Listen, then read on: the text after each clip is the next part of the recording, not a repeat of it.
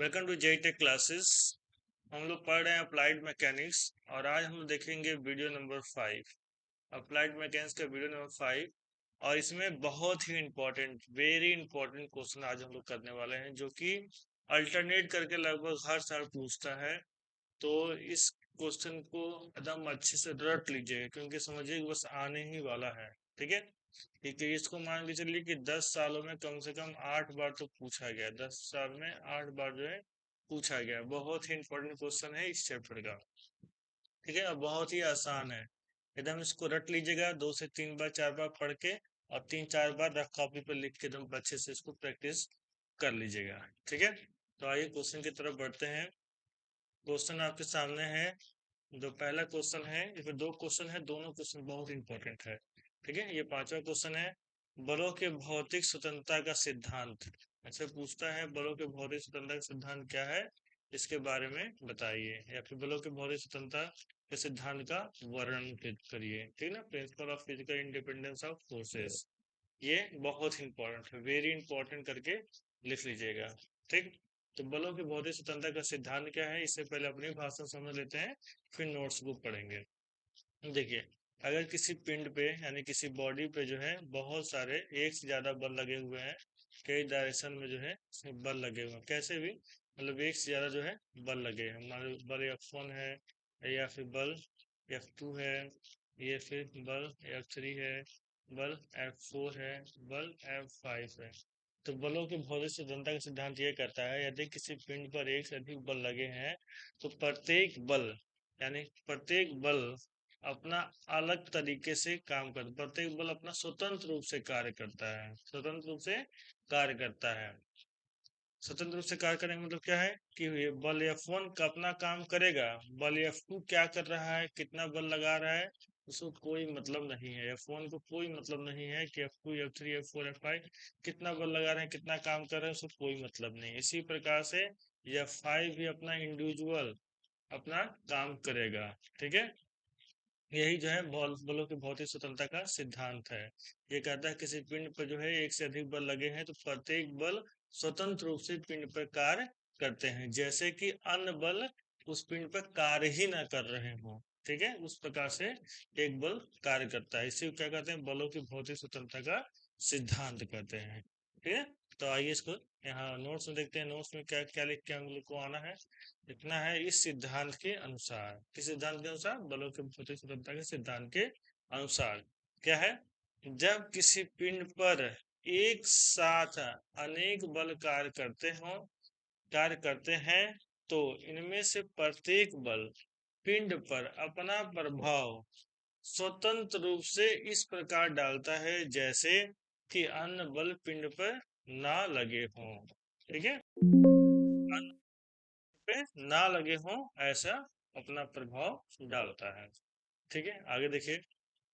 अर्थात प्रत्येक बल का पिंड पर प्रभाव अन्य बलों पर आश्रित नहीं होता है, अन्य बलों पे जो है डिपेंड नहीं होता है। चाहे वह किसी भौतिक माध्यम चाहे वह किसी भौतिक माध्यम, रस्सी, चैन या फिर छड़ आदि द्वारा लगे हों, अथवा बिना भौतिक माध्यम जैसे कि चुंबक द्वारा आकर्षण बल उत्पन्न करना या फिर पृथ्वी के आकर्षण बल द्वारा द्वारा लगे हों। ठीक है, बल कैसा भी लगा हो, चाहे फिजिकल लगा हो चाहे नॉन फिजिकल लगा हो, लेकिन जो है हर बल जो है इसमें स्वतंत्र रूप से ही कार्य करता है। क्या बताया, बलों के भौतिक स्वतंत्रता के नियम में क्या बताया गया कि एक पिंड पर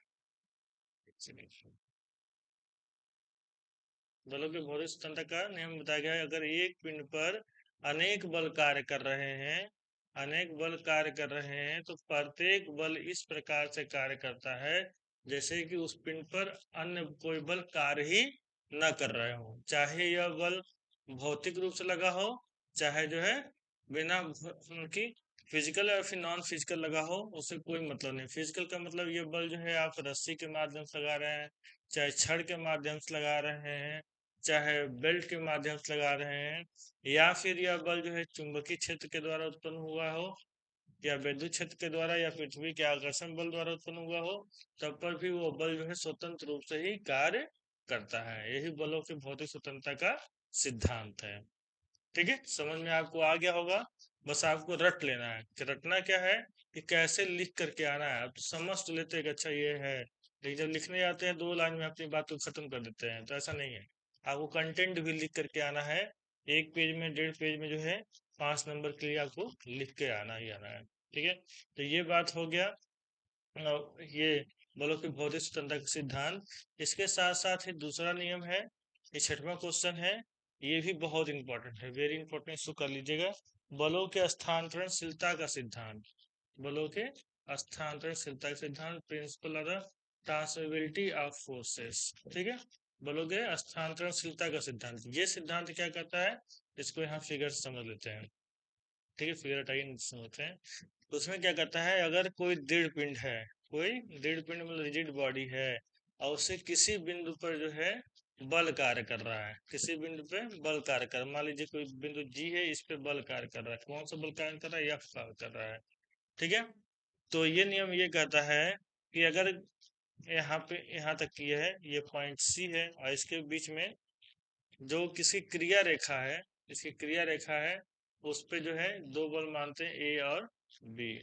जैसे क्रिया रेखा जा रहा है और ये दृढ़ पिंड से जुड़ा हुआ है, तो बलों के स्थानांतरणशीलता का नियम ये कहता है कि किसी दृढ़ पिंड पर कोई बल कार्य कर रहा है, तो उसकी क्रिया रेखा से जुड़े, यानी पिंड से जुड़े क्रिया रेखा पर यह बल किसी अन्य बिंदु पर भी कार्य करता हुआ माना जा सकता है। जैसे बात समझिए कि जी बिंदु जो है किस पर है, इस पिंड पर है। ए बिंदु किसके है, इस पिंड पे है। और सी और बी बिंदु है, इसी पिंड पर है, और इसी के क्रिया रेखा पर है। जो बल लग रहा है इसी की क्रिया रेखा पे है। तो हम, और बल किस पे लग रहा है, बल जी बिंदु पे लग रहा है। लेकिन क्योंकि इसी पिंड से जुड़ा हुआ ए भी है और बी भी है, और इसी की क्रिया रेखा पर है, मतलब इसी पे बल काम कर रहा है, तो इस बल को जो सी पे कार्य कर, सॉरी जो जी पे कार्य कर रहा है, उसको ए पे या फिर बी पे भी कार्य करता हुआ माना जा सकता है। ठीक है, कब, जब ये क्रिया रेखा पे होगा और दृढ़ पिंड से दृढ़तापूर्वक जुड़ा हुआ होगा, तो हम इसको जी पे कार्य करता हुआ ना मान करके एक बिंदु ए या फिर बिंदु बी पे भी इसे कार्य करता हुआ मान सकते हैं।